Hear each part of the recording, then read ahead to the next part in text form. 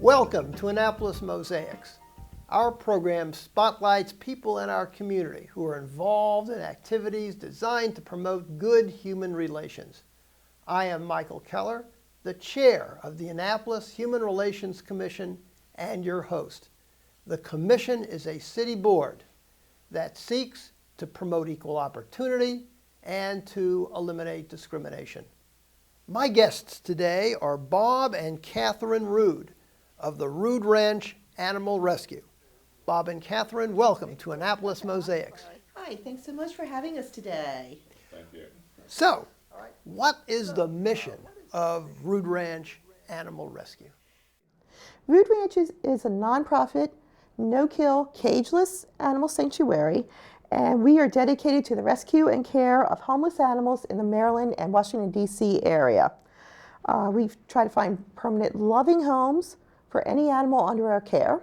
We also try to take care of animals that have found themselves in an abusive or a bad situation. And lastly, we really try to help control animal overpopulation. We promote spay and neuter, and just try to cut down on statewide and countywide euthanasia rates. Okay. Could you tell our viewers a little bit about your history? How did you get started with this? Yep, I can handle that one. Basically, it all started behind a restaurant in Crofton, Maryland. We were helping out with a brother-in-law who had a restaurant there and came across a colony of cats and decided to do something with them. And that was get them fixed, find a place for them. So we started doing that. As we ran out of friends and family to adopt them out to, decided we needed to find a more progressive way to do it. So we started Rood Ranch, and it kind of evolved into what it is today, which includes a operation called the Spay Spa Neuter Nook, which is a high-volume spay-neuter clinic. Mm-hmm. How many animals and of what types are currently under your care at Rood Ranch? Well, we're mostly cats and dogs. Mm-hmm. We have helped out a little bit of wildlife to get them stabilized, to get to a rehabber. We've had a few bunnies come through. Mm-hmm. That's about it at the sanctuary. It's mostly, again, animals that have either run out of time at other places, have found themselves in a bad situation, family has been evicted, or maybe had, I hate to say it, grandma died, or something along those lines. You said earlier that you provide cageless sanctuaries for the animals under your care. Could you elaborate on what that really means and how it works? Well, by cageless, what we mean is we group the animals by, for example, age, activity level, or maybe if we do a lot of special needs animals. So some of them, specifically cats, that might have tested positive for certain viruses.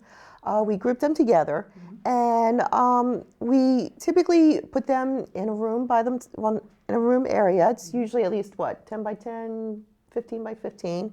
We give them things to climb on. We give them cubby holes to play in. We give them, especially for cats, vertical space, so they're not always down on the floor. And it's a much more relaxed environment. They're not, sitting there in a tiny, in maybe a cage and kind of pacing around, things like that. They can form their own little family, so they can cuddle up if they want to. If they want to be by themselves, they can go off by themselves. Yeah, and our sanctuary actually used to be a Hare Krishna temple. So we bought it from them, and we converted it into different areas for cats, and one area that we have dogs that live in. Well, you also offer high-quality, low-cost spaying and neutering services. They take a pretty aggressive approach with respect to it. Why is that important? Yeah, the main reason for that is that the biggest problem in our county right now is there's an overpopulation of what's called community cats.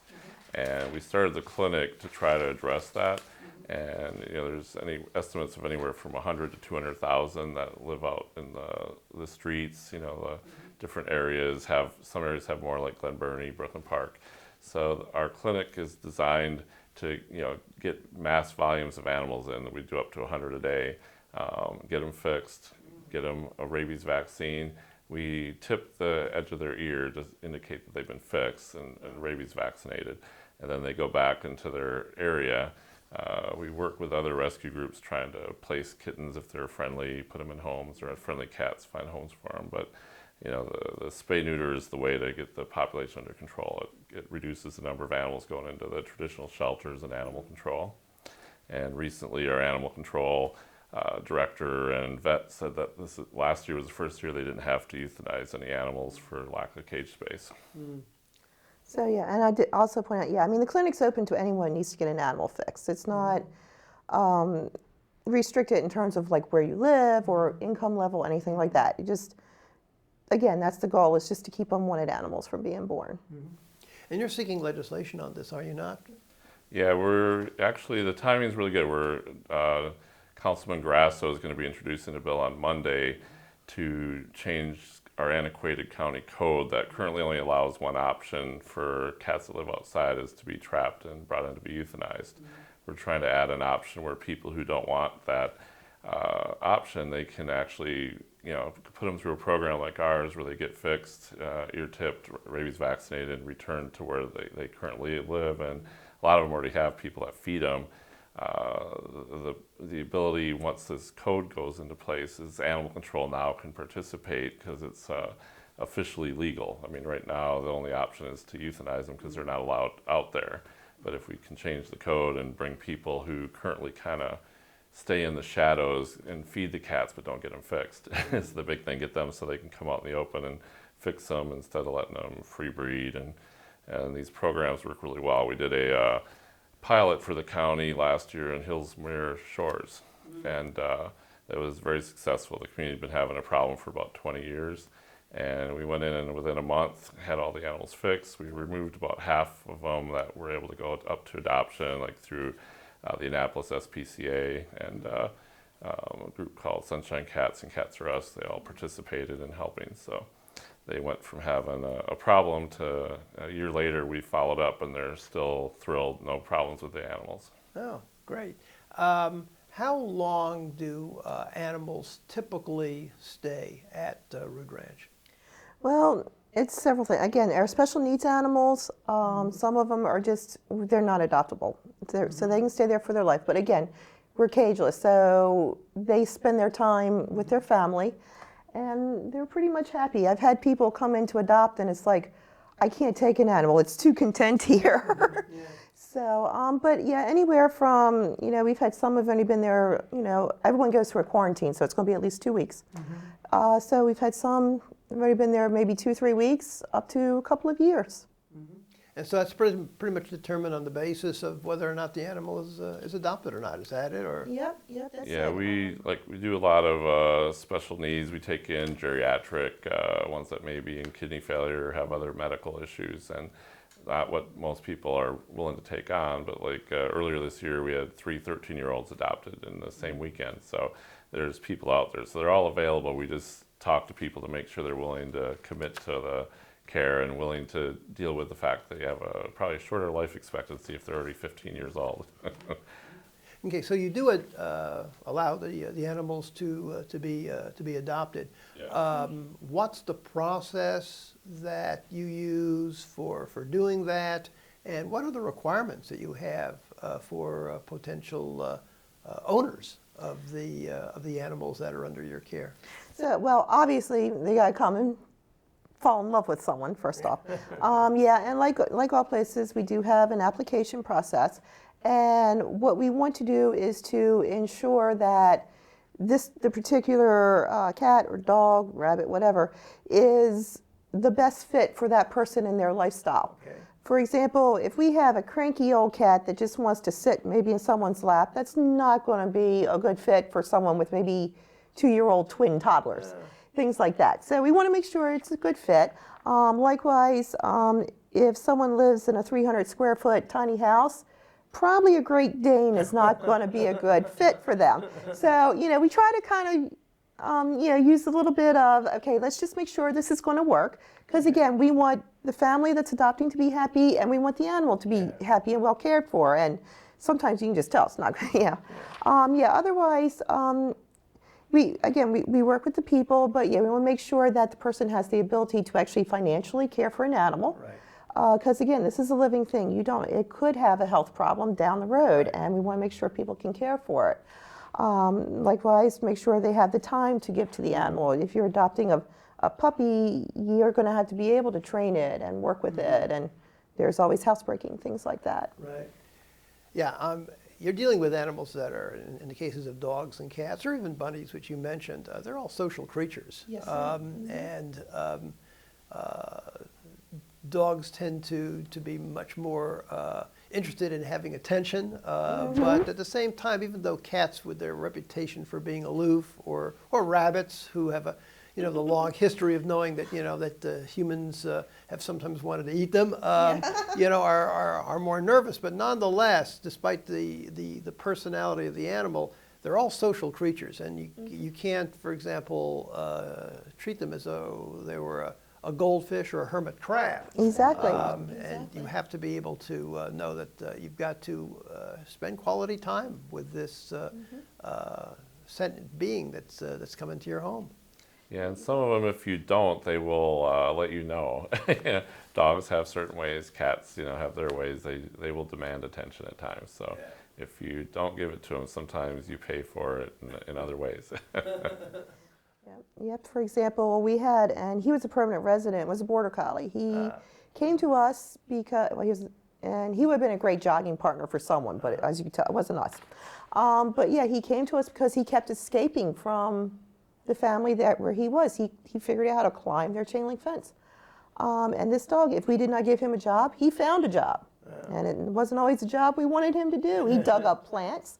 He did all kinds of things. Eventually, we put him in with the orphan kittens, and he loved it. He took care of orphan kittens.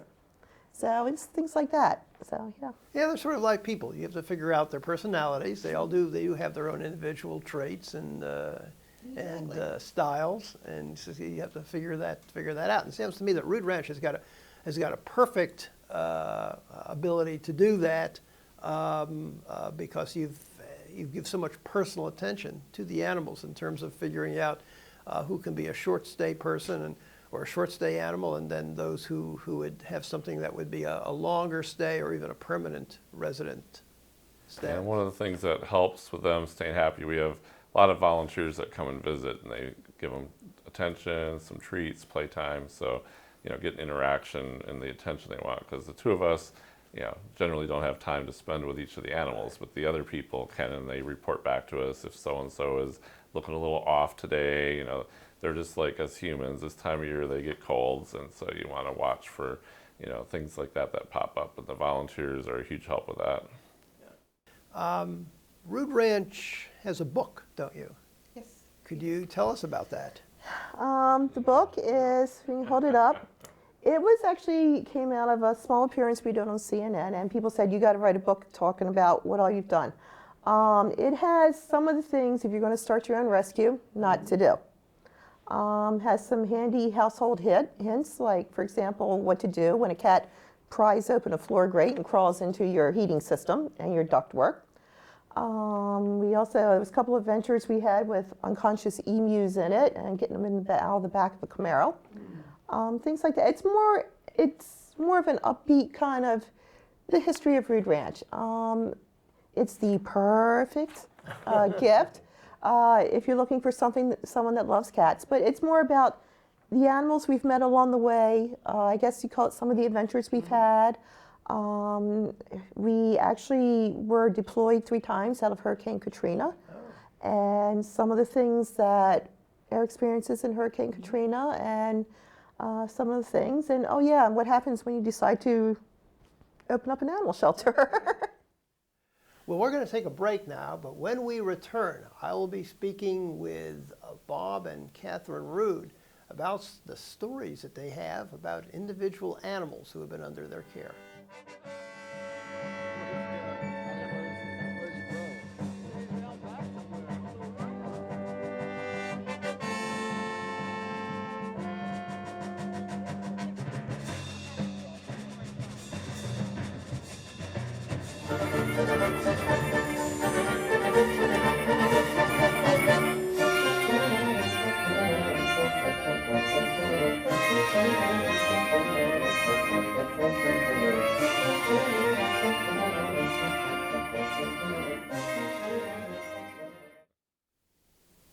I'm talking today with Bob and Catherine Rood of the Rood Ranch Animal Rescue.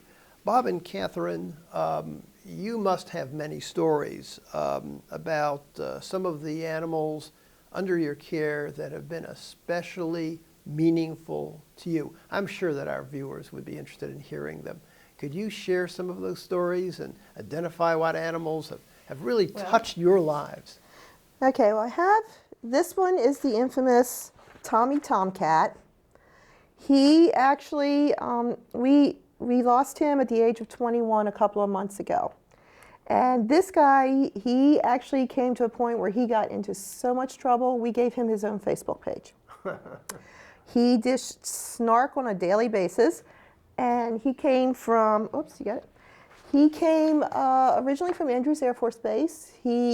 Unfortunately, we think he was abandoned when someone shipped out. He was rescued from there. He originally was adopted out by another group to put it politely, a house of ill repute. When the house got raided by police officers, he got tossed out the window. He was smuggled out of the area in a gym bag and brought to us. And he was full of vim and vigor and sass ever since. He promptly came in. He took over Rood Ranch. We promoted him to spokescat rather quickly because he would do tricks. He was known, we'd take him to fundraising events and cat shows. He would find the softest chair, the most convenient place, and he would just spread out and he would take a nap. He stole food from the other vendors at some of these places. He was known, like I said, for his sass. He was on national TV. He was on Animal Planet. He was the one that was looking down, getting ready to jump onto the guy's head, the host's head, and let it rip. On his Facebook page, he would talk about us humans and controlling the canines and things like that. And he would typically say, okay, this is what my humans did. Can you figure out where they went wrong? Like when, you sit there and you accidentally back into a painted wall, things like that. He had quite an appetite for dairy. He was known to steal ice cream. One time he got into a tub of ice cream, and it had some kind of like red flavoring on it. So he had red all over him, all over his ears and everything. The shelter vet came by and it's like, holy cow, what happened to this cat? He's gotten, he's torn up, he's gotten into a fight. And we're like, no, it's red velvet ice cream. So that was Tommy. Everybody Tommy. And yeah, well, that was his picture. He posed with Santa Bob. Okay. To help promote our yearly Photos with Santa, which we do every December, the second Saturday of every December. Okay. Hosted at Crunchy's Pet Food in Crofton. And this is me as Santa Claus with one of our guys, Bruno, who actually came with our house when we bought it from when it was being used as a Hare Krishna temple. There was a dog just wandering the neighborhood. So after a few weeks, Hurricane Isabel came through, and we took him in, and the rest was history. He kind of stayed with us. He would help raise puppies and hang out with people. He posed with the Redskins cheerleaders at one event, made all the guys jealous, and he just was a dog's dog. So every dog we took in, he sort of was their papa. So, and he passed away about 3 or 4 years ago when he was about almost 16 years old. So he had a good long run.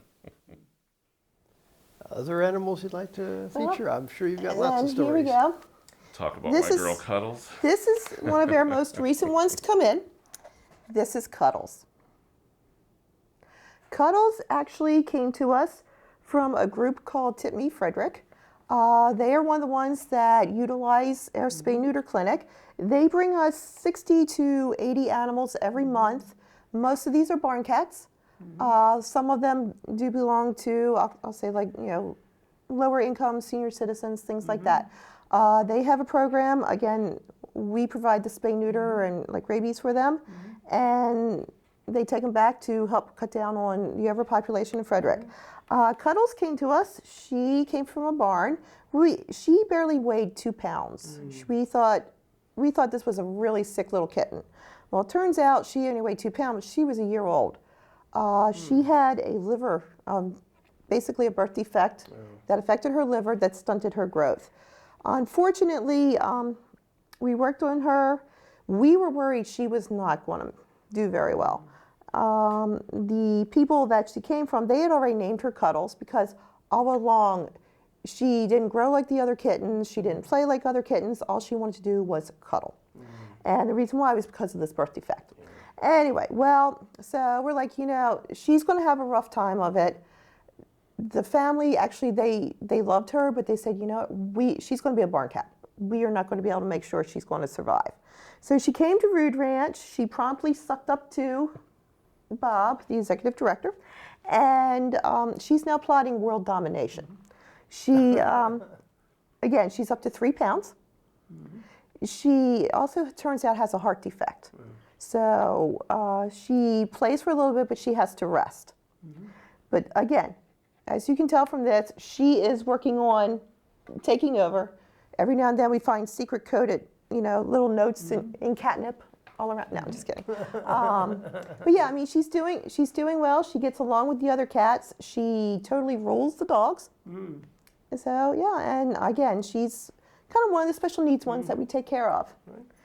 So we have a couple more here. Oh, great. These are We great do stories. Creole. Creole is one of our more interesting stories. I do deployments with larger national groups for disasters, and she was a puppy I brought back from Hurricane Katrina. And after about 4 or 5 months, we got him back, you know, to health. There were a lot of sickness there, and you know, she got adopted. Well, she was in a home for 9 years, and I thought everything was going good. Then things happened. There was a divorce. They got some puppies. She didn't get along with them, so all of a sudden they decided to get rid of her and send her back to us. And we found she had issues with other dogs. So now she hangs out living with us. She's become the office dog because I can't put her with the other dogs. She doesn't get along. But she is one of the smartest dogs we've ever come across. She's sort of a Border Collie Jack Russell mix, and she got the brains from both of the breeds, who are both known to be pretty smart. And she's always thinking and getting ahead of us. So, but luckily she gets along with our cats great. She loves cats and people, so she basically lives in the house with the cats and hangs out with them and keeps track of them. And other species, that's a Well, lot of let's animals see. there. Yep. Well, we have, again, this is Pebbles. Petals. Pebbles, yep. Pebbles actually is the oldest cat under our care. She is 20 years old. She was sent to us from another shelter. She was essentially on her last day. And this was, what, about 12, 15 years ago. 15 years ago, yeah. She wasn't, let's just say she wasn't cuddly. She was not interested in humans. She's like, yeah, just feed me and I'll let you know if I need something. But again, a lot of the staff liked her. They wanted her to get a chance. So they sent her to us. She has mellowed over the years. Don't get me wrong. She's kind of smacked her share of kittens around when they pounced on her tail. She has her exercise routine. Every morning, she will basically come down for her breakfast. She then does her exercise. She takes off. She climbs one of her climbing poles, makes the loop at full speed, and then she says, that's my cardio for the day. She has got some of the softest fur you've ever seen, and as you can tell, she photographs wonderfully. So, and then another one if you want Bunny. Yep, Bunny's a little miniature pinscher we took in from a kind of a backyard breeder puppy mill situation, and she wasn't going to last there too long. So we got sucked in and brought her in, and we made her a fundraising dog. So we do a lot of events with the federal government, the state, you know, United Way we're part of. So she goes to those kind of events and kind of promotes what we do. She sucks up to the potential donors, tries to draw them in, and that's how she gets her extra treats, you know. Get a donation, you get another treat. But, you know, she's been to, you know, the CIA, NSA, you know, all these secure places and has to get, you know, approval ahead of time, but she usually makes a pretty big hit. So she's hasn't done any lately. She's kind of going into semi-retirement at 13, but she kind of did her job for about 10 years there. You recognize several animals whom you say have crossed over the rainbow bridge, but at the same time have had important impact on Rood Ranch. Could you share any testimonials about these animals, about those that have really had an effect on your life, even though they're no longer part of yours? Yeah, for me, the most significant one is one that was named Marilyn. She was a little snowshoe Siamese that we met at a place in Utah called Best Friends. They're one of the larger sanctuaries in the country. And we were just there helping, working, volunteering, and she kept sucking up to me. And pretty soon, towards the end of the trip, everyone's saying, you should just adopt her. And I've never adopted a cat in my life. I've always found one on the street or they found me. So I go through the adoption process and, got approved because I wasn't sure because, we have a sanctuary with 100 cats, they're, will they approve me? And, we already knew them. So we ended up flying her back from Vegas and she became our mascot, special needs. She had a condition called cerebellar hyperplasia, which made her walk like a drunken sailor. And people got a kick out of it. So we'd had volunteers that, were drawn to her. We had people that quit and moved out of town, and if they were in town, they made a special trip to Rood Ranch to visit Marilyn.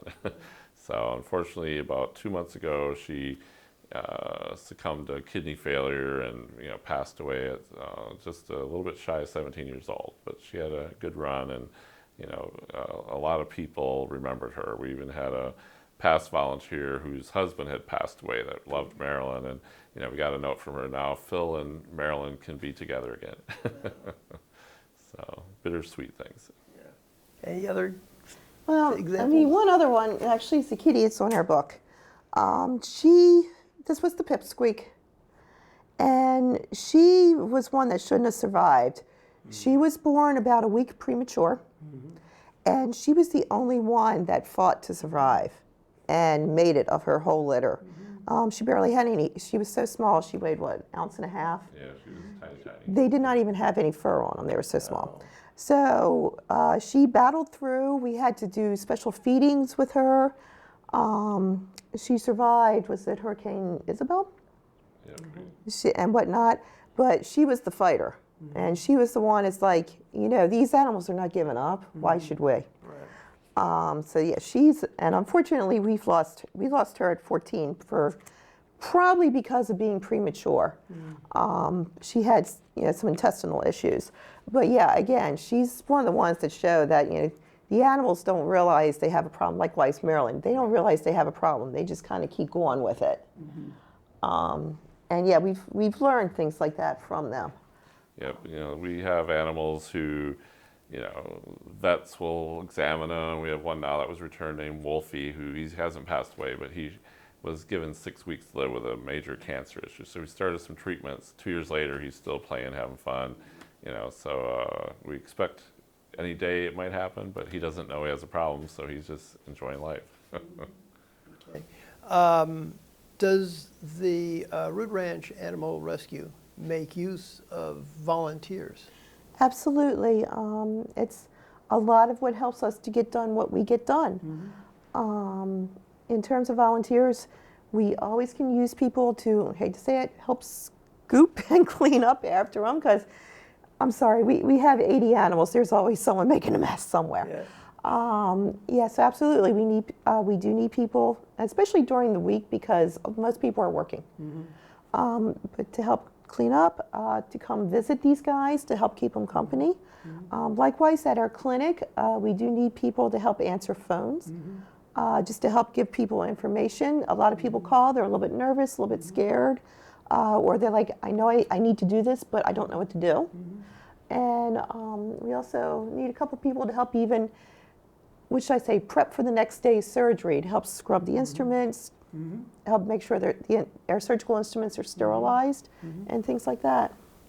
I'm sure that our viewers are going to want to know more about Rood Ranch Animal Rescue and get in contact with you.